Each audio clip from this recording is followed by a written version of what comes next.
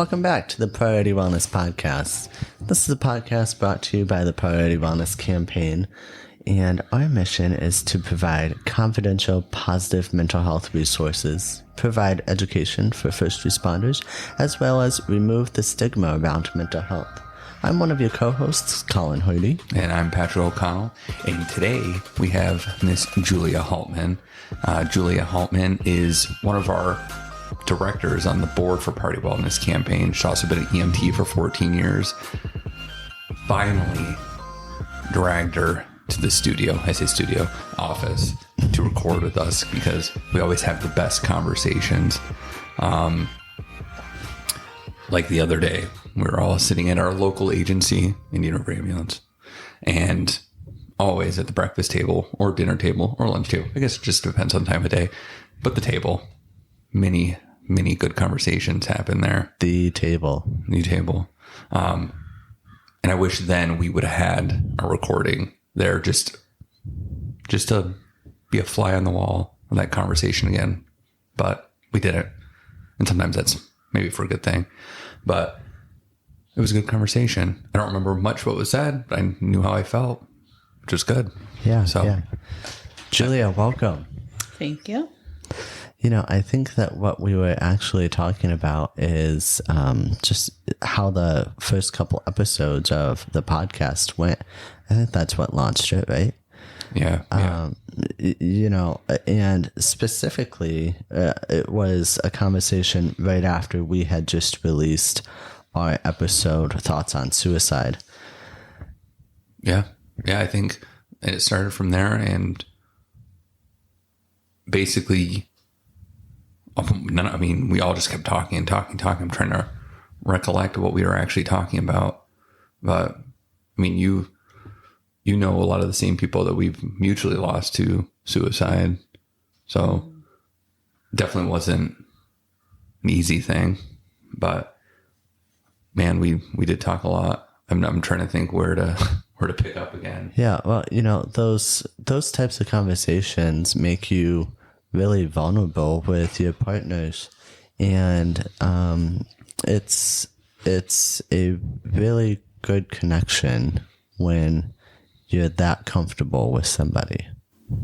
Definitely. And I think even too, like as my partner Patrick, working side by side, he's seen the good, the bad, and the ugly, and had to deal with my emotions. And we know the same people. We lost some of the same friends, coworkers to suicide, and so we understand each other on a lot of levels, but we also process those things differently too. Right. And it's crazy, like how how well you get to know your partner too. Like, I would say you know me pretty well, and I know you pretty well. Like, I know when you're having an off day, and you definitely know when I'm having an off day because it's much more apparent. I would say Julia would just look at me like, you're spacey. Like, what's going on? There's something going on. Usually I'm making noises or can't sit still because in my mind I'm still 5 years old. But she knows. And I feel like that's the same anywhere and amongst first responders, firefighters, police, EMS, dispatchers even. You sit in a room for 12 hours. So yeah, absolutely.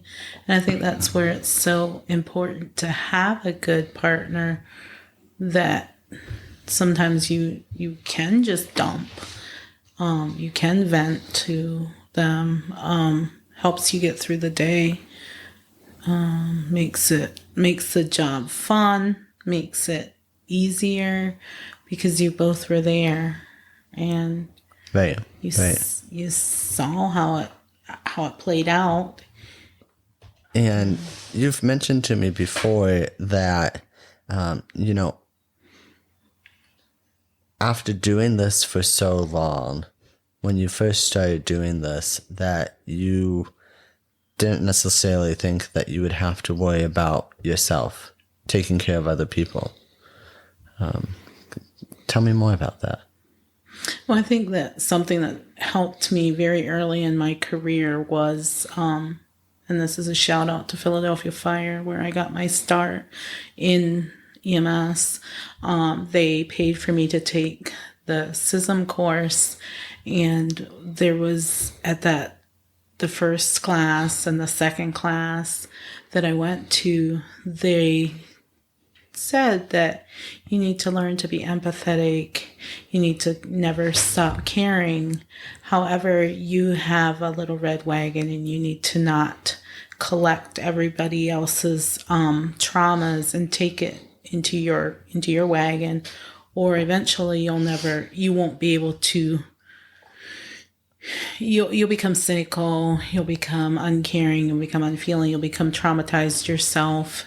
And I would say that's when I learned that I need to do things for myself to maintain my mental health, whether, it's going home to see mom, whether it's sitting beside the river, whether it's just walking, all those things that I've had to learn to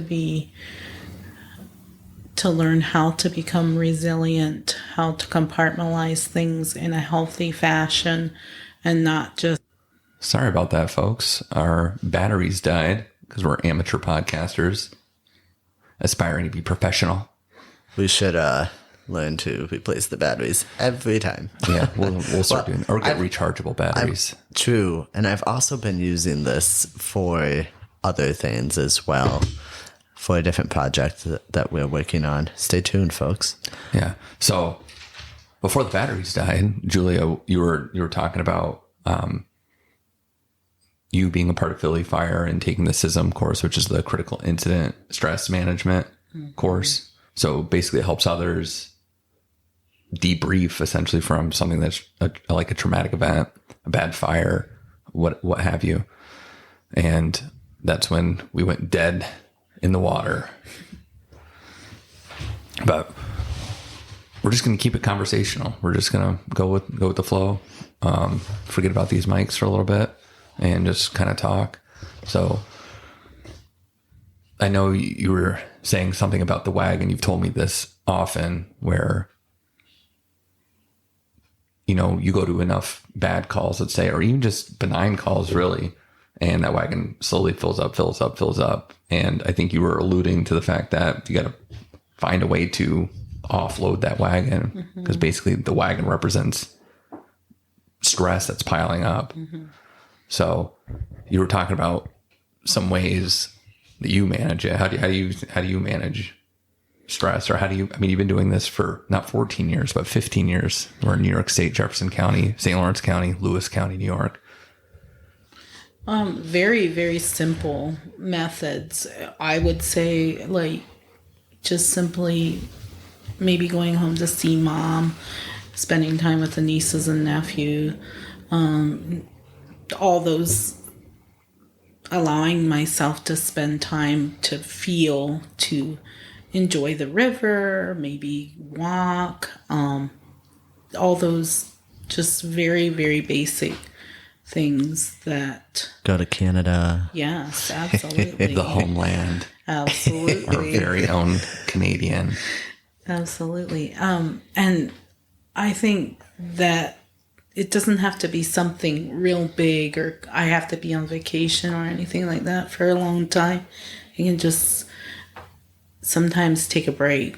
Yeah. Know when to set a boundary. Know when to be vulnerable. And, hey, I'm having a rough time. Yeah. Yeah. Now you say setting boundaries, and I think that I have a problem setting boundaries, like saying no to like picking up extra time or staying late or what have you.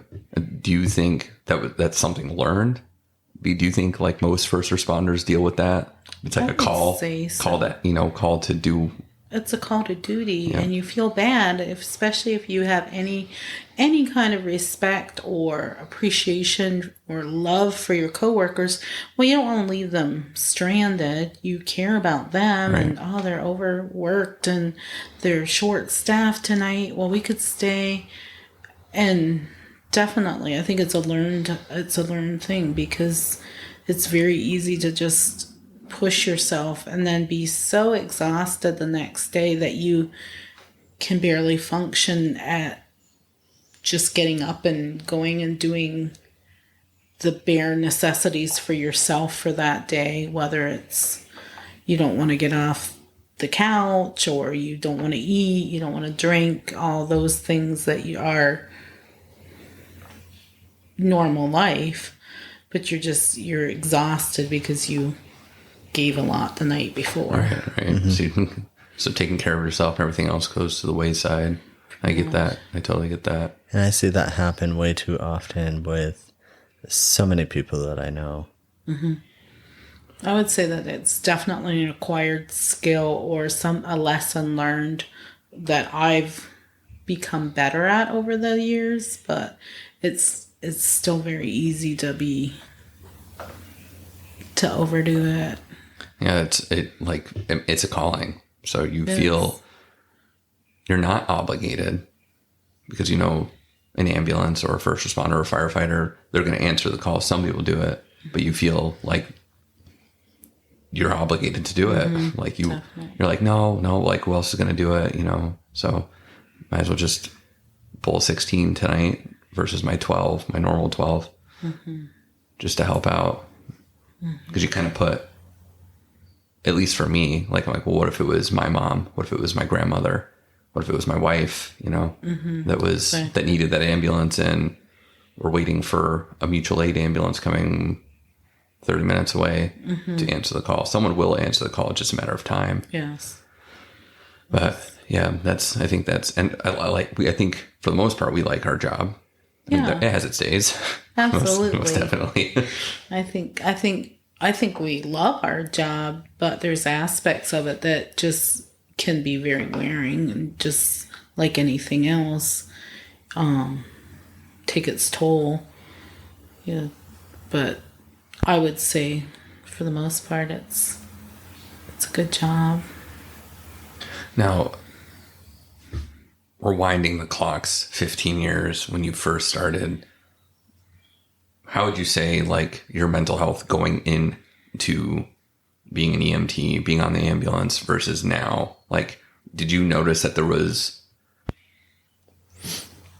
like a learning curve? Like, I really do have to take care of myself because, at first you're like, yeah, no, I'm good. I can handle it. And then fast forward 5 years and you're like, oh, there's some calls I just cannot get out of my mind.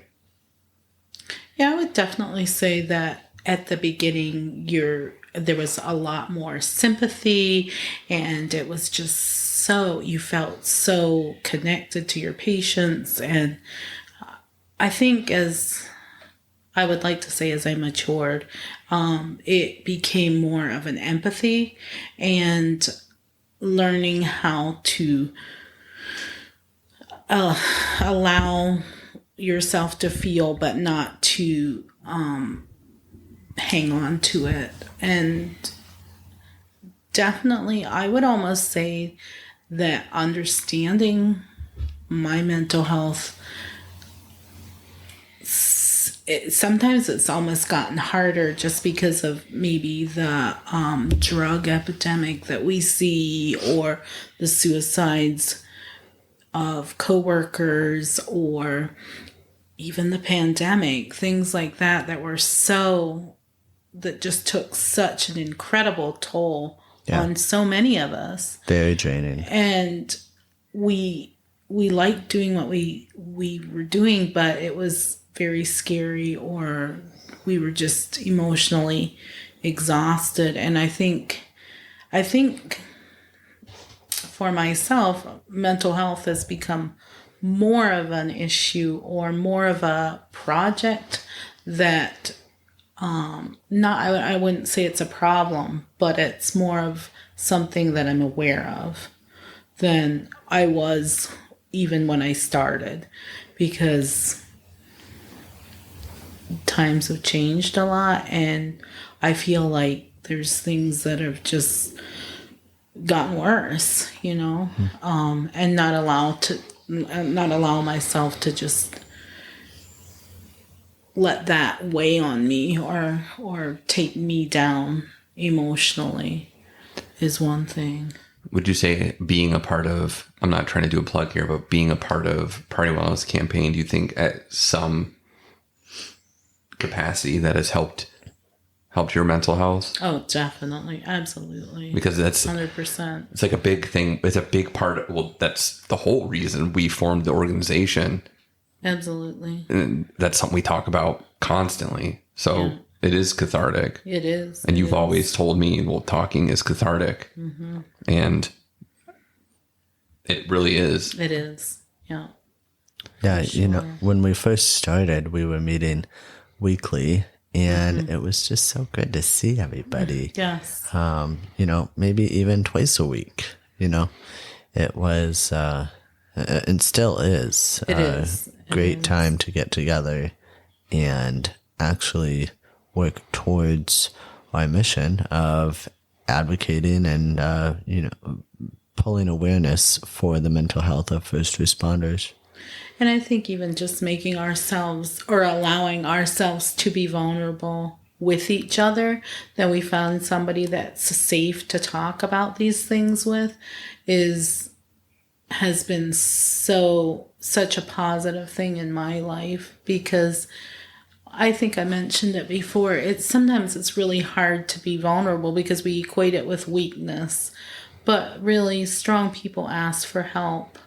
And it's not a bad thing to say, "Hey, I'm struggling. I'm not up for this tonight. I'm not feeling able to give."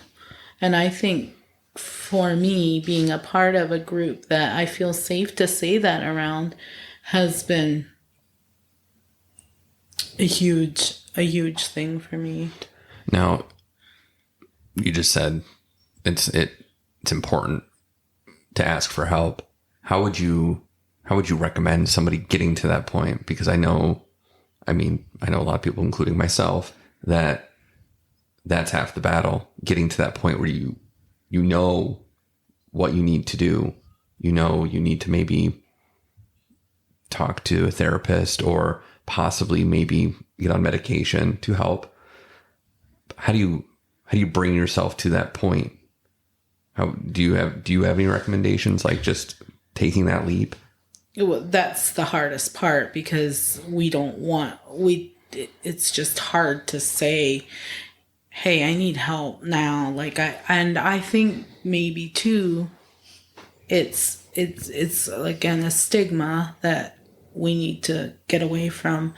But I think what helped me was simply having people that would say to me, do you need to talk to somebody? Do you need to, maybe you should seek out a counselor, maybe, and it was having people just plug into my life, good people that were there for me, that were in very tangible ways, like had me over to their house or checked up on me, like, how are you doing? Is there anything I can do for you? And just, whether it's a hot cup of coffee or just checking in on you. I know it was a rough week, those things I would say are what helped me to become more vulnerable, was because it's a choice you have to make. Nobody can make that choice for you. You do have to take the steps, but having good people around you that encourage you. Why don't you go? Why don't you check out this program? I'm here. I can listen any day to you. I'm more than happy to talk to you, but why don't you check out? I've heard there's a good program here or there, whatever. And I think honestly, it's just people being real with you and helping you to understand or get past, okay, it's all right to talk to somebody. It's okay that you see me cry, or it's all right that you know that I'm upset. And it works both ways too, right? I mean, be that person who is silently doing something just because, and not expect anything in return, because they were on a hard call, or because they might be having a bad day or a bad week or a bad season of their life. Exactly. Yeah, and I think that is one of your strongest attributes, actually. I feel like you are that person that helps people, finally go and get help, because you've done it to multiple people, me included. As far as my first year as a paramedic, you were my partner. And I would say there was a time where I was probably in a dark place. I guess I didn't know how to filter out all the calls we've done, interfacility transfers we've done, even coworkers, my home life, staying late, and also shifting from being an overnighter to somebody that works in the daytime. Mm-hmm. And really just learning how to be a paramedic too. So there's a lot that weighed on my mind, and I think you picked up on it, as well as my wife. And I feel like both of you were that tipping point, because I knew that I needed help.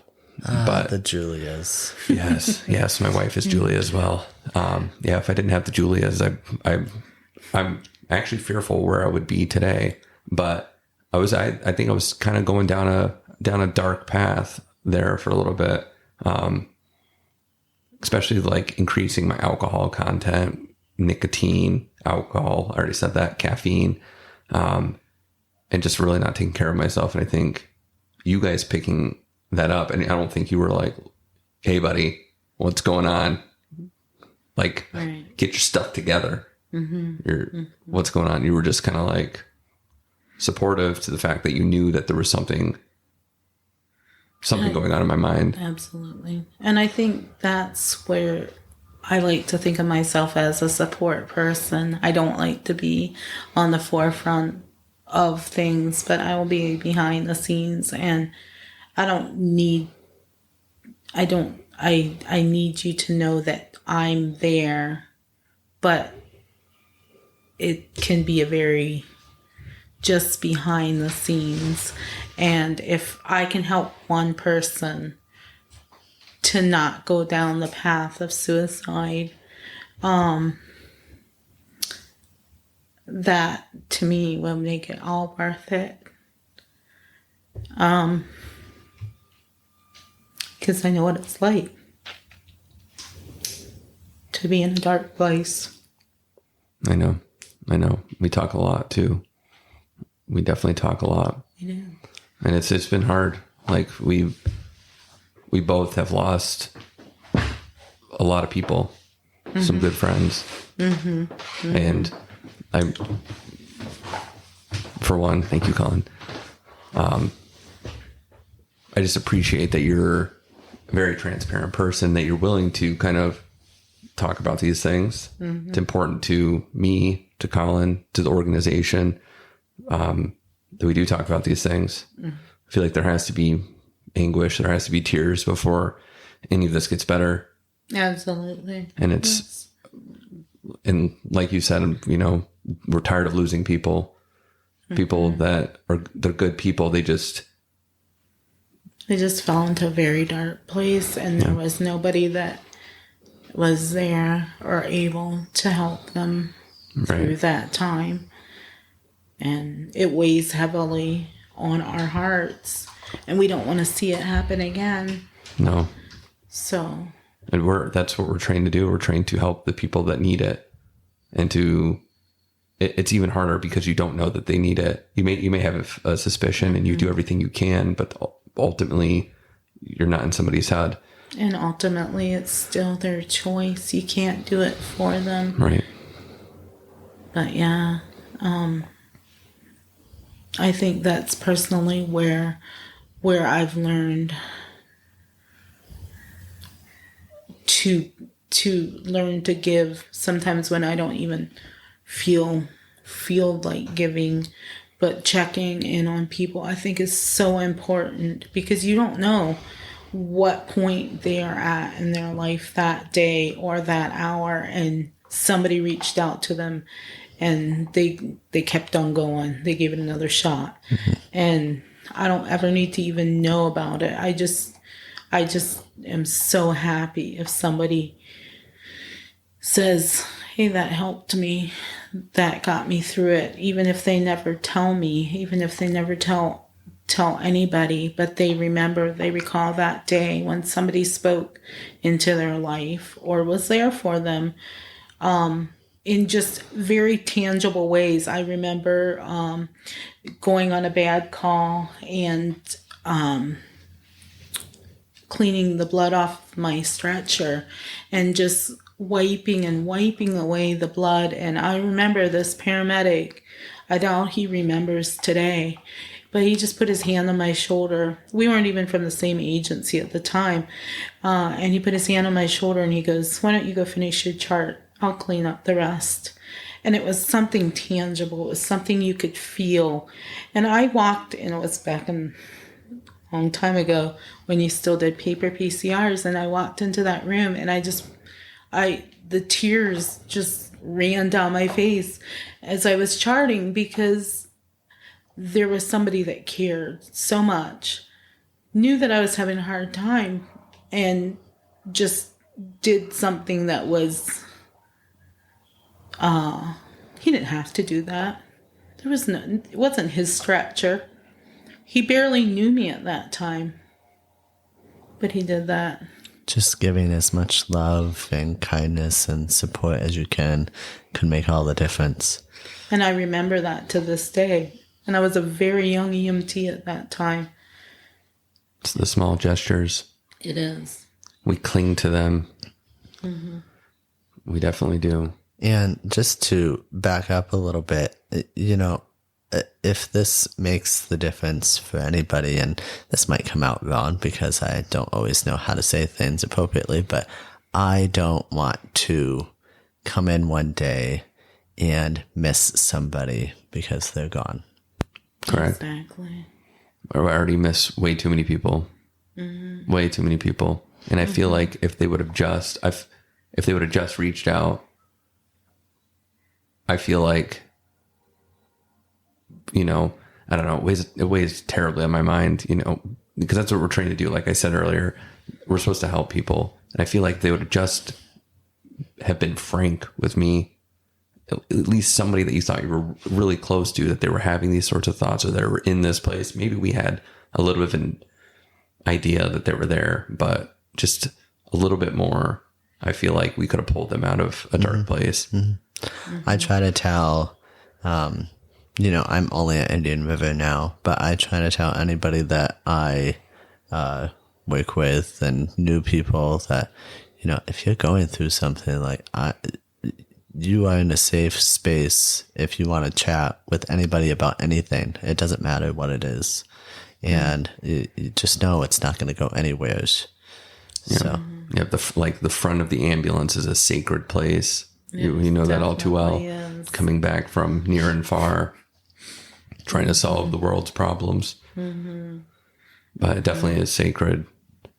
And I think even too, the aspect of we think maybe we didn't recognize the signs, but maybe we did recognize the signs, and maybe we said, you need to talk to somebody, you really need to talk to them.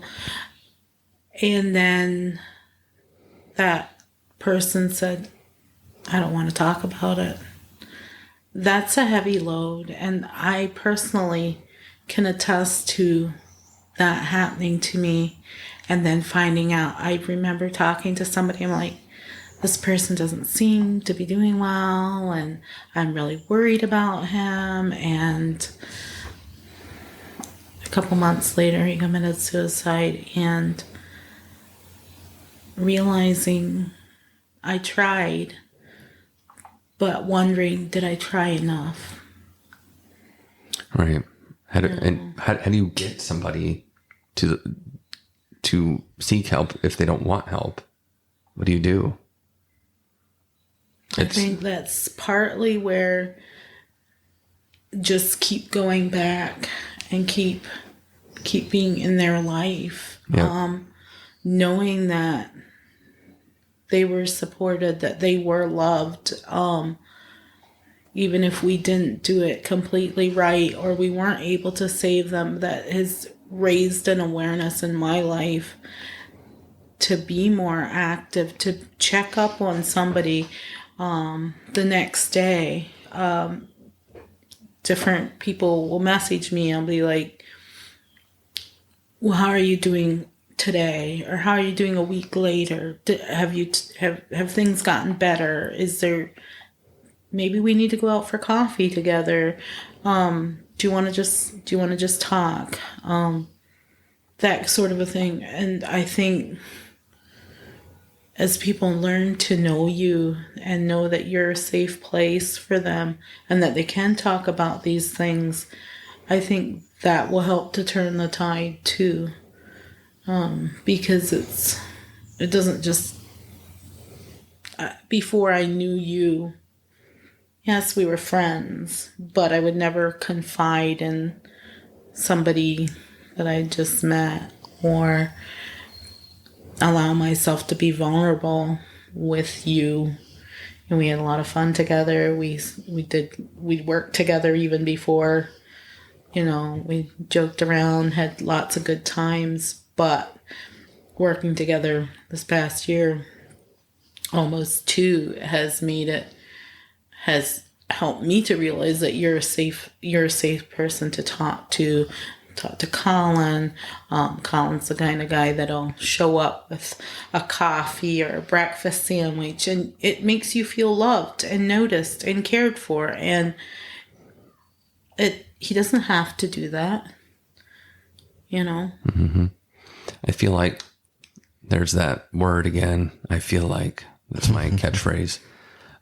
What I want to say is I feel like a lot of people look to you as that person. There's a lot of people that almost seek help through you, not maybe to a therapist level, but people confide. There's a lot of people that confide in you.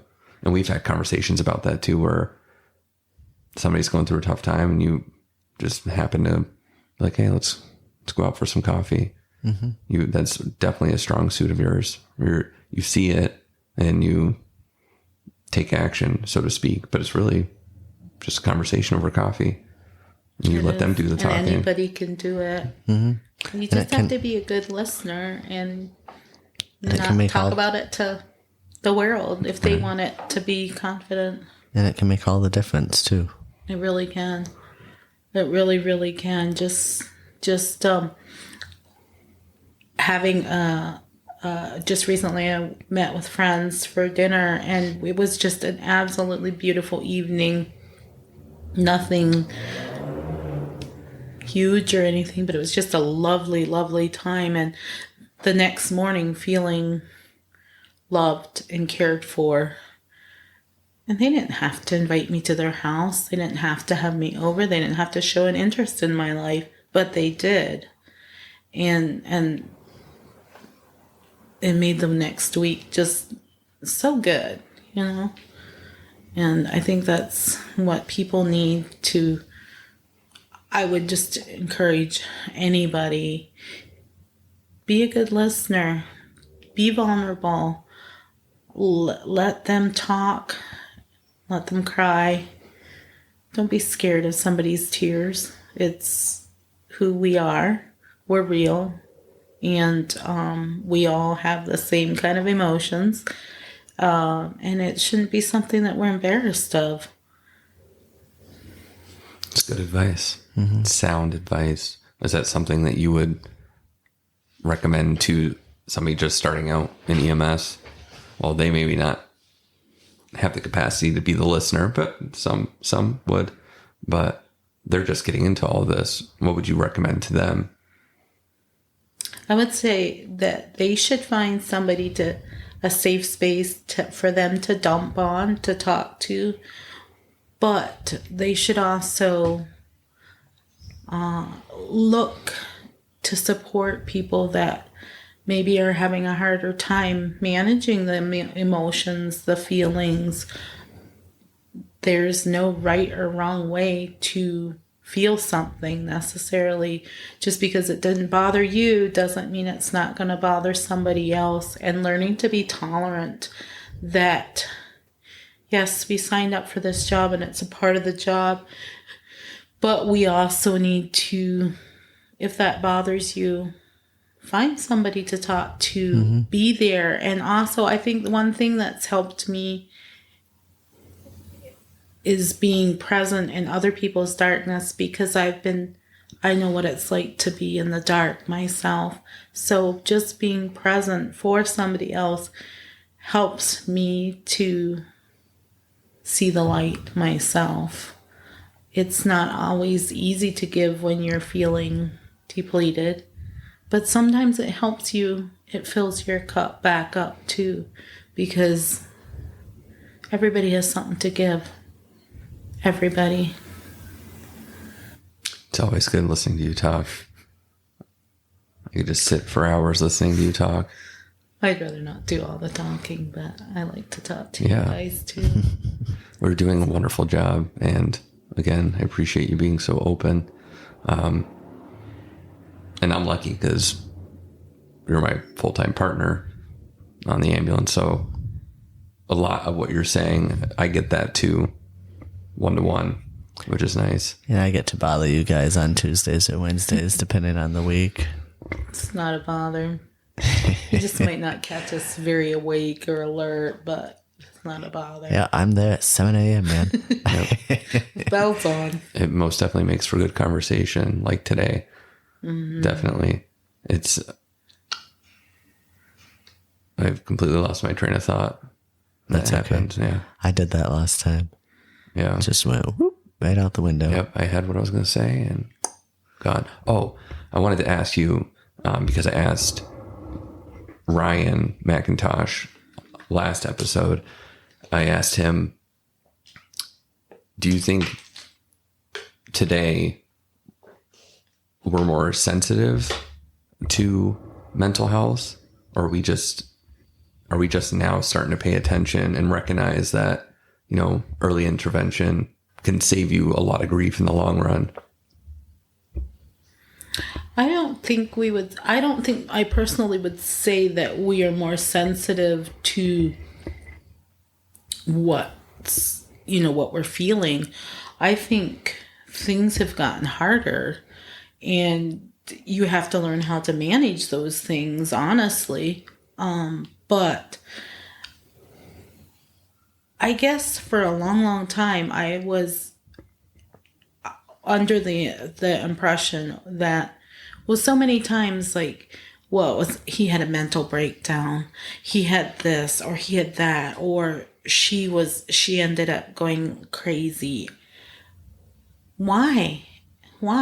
And I guess it struck home, very close to home when I was very young, was when my dad had a mental breakdown.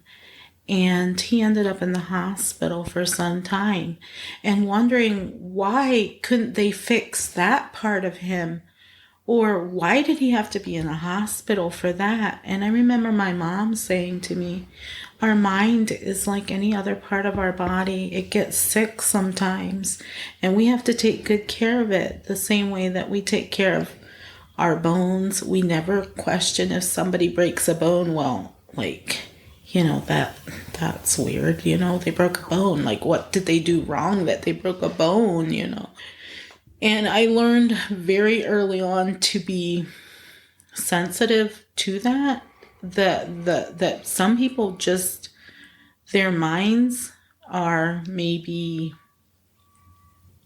more sensitive or weak, or not in a bad sense, but some people have brittle bones, and some people have depression, and some people have diabetes, and it was all looped into, like, it needs to be addressed in the same way that you would look at somebody that's sick. And I think as first responders, we're learning that needs to be addressed earlier, so we don't become salty veteran providers that are just here doing it because, well, that's what we've trained to do, and when in reality we want to have a career in this where we can truly help people by staying keeping our minds healthy at the same time. And I think we've learned to be more open about it. I don't know that sensitive, maybe. I guess that could be part of it, but I think like we were talking last night, we see so many more drug overdoses, or we see this or we see that, and it's not like it used to be 15 years ago when we started. Yeah. I like that you said that the mind gets sick like any other part of the body, or your mother said that. Yeah, I would have never thought of that. That's such a good and you still comparison. Sorry, I didn't mean to cut you off there, but you still find, even at our agencies, that other providers are still stigmatizing mental health. Like, oh, he just can't hack it, or that call wasn't that bad. Get over, like, come on, you're being a little sissy. Yeah, I was going to say, I think that you find with a lot of new people, and you can tell that this is a learned trait before people get into EMS. A lot of new people in EMS are cold to certain things, and people who have been in EMS a long time are burnt out and are also cold. So where do we find that balance? And can you teach an old dog new tricks? Definitely. Nice shout out to the stroke scale there. I like it. Yeah. And that's the whole reason Party Wellness is a thing, to end that stigma. Exactly. Talk about it. Because I was that person 10 years ago that, saw their first dead body or saw their first traumatic car accident. And I was, I'm fine. But go home, nightmares, insomnia, drinking. It didn't fix anything. No. It didn't fix anything. It just perpetuated the problem for our future Pat, 31 years old now. Now I'm playing cleanup. Yeah. Whereas, the only thing that I would recommend somebody starting out is don't be that person that says, oh, I'm fine. Because we see things that the average person doesn't see. Exactly. Our psyches were not meant to see some of the things we see, and it's not pretty. It's the average person is horrified by what they see, and we see it time and time and time again. And I think even for myself, it's not even necessarily the trauma or the gore or anything like that, but it's the family's loss, knowing that those families are going to go walk through a incredible valley of grief, knowing as a provider that I've gone through that. I've lost people that are very close, or like a parent or a sibling, and knowing that they're going to have to walk through that grief time too is, I think it takes its toll on you, and you're just like, like it's not even like it was the trauma of the call. It's listening to the screams of the family left behind, and that's taken its toll. Yeah. A perfect example of that is, and I still remember this from almost 2 years ago vividly, that there was a call that I went on, and the patient was very young and had died at some point beyond help. And, the mom called the wife, and to see the mom was hard enough. She was distraught, but the wife was out of town, and to hear her on speaker, no less, that was just awful. Absolutely. Awful. But, I think that when there's hard calls like that, sometimes it's okay to be that person, to be like, not the person that's just like, all right, I'm fine. Be that person who's like, okay, let's talk about it. You're not ready to talk about it right now? Okay, let's talk about it when you're ready. Absolutely. Yeah, absolutely. It's a constant assault on your mental well-being, your psyche. Like you were saying, not only did you have to deal with this sick or injured person, but you're also dealing with the family, the public around that. And then as soon as that incident is done, you get back on the truck and you do it all over again. How do you that's imaginable or unimaginable to the lay person or the average person. Like, how it's no surprise to me that we're in the position that we are now as far as a mental health crisis. It's worldwide, but specifically first responders, even armed forces. It's just every person you talk to has a story about their mental health and what they've struggled with doing the job. And I guess what I'm trying to say is trying to find healthy ways to deal with it. And that's where we come in. Like if I could fix this all tomorrow, I would, but it's finding those, courses of action to set up those healthy protocols so people can do this for the long term. Absolutely. Losing too many of our young. I'm sorry. We're losing too many of our young. Yeah, and sometimes you just need somebody to help you find the tools to cope. You don't need necessarily you know what you need to do, but maybe you're not sure how to go about it. So somebody giving you, hey, I tried this, maybe try this, or just very practical ways, whether it's somehow that you decompress. It's a full-time job sometimes on your own mental health, to manage that, but learning and reusing those tools and techniques that you've learned. Absolutely. Now, kind of ending more on a positive note, or I would say positive note. Would you change going into EMS, what you know now, going through these 15 years? Absolutely not. I'd do it all over again. I love what I do, and I've learned so much and met so many wonderful people and seen a lot of really horrible things. But no, I'm so glad that I've been introduced to this field, and I'm lucky to do what I do. And no, I wouldn't change it. I really wouldn't want to do anything else.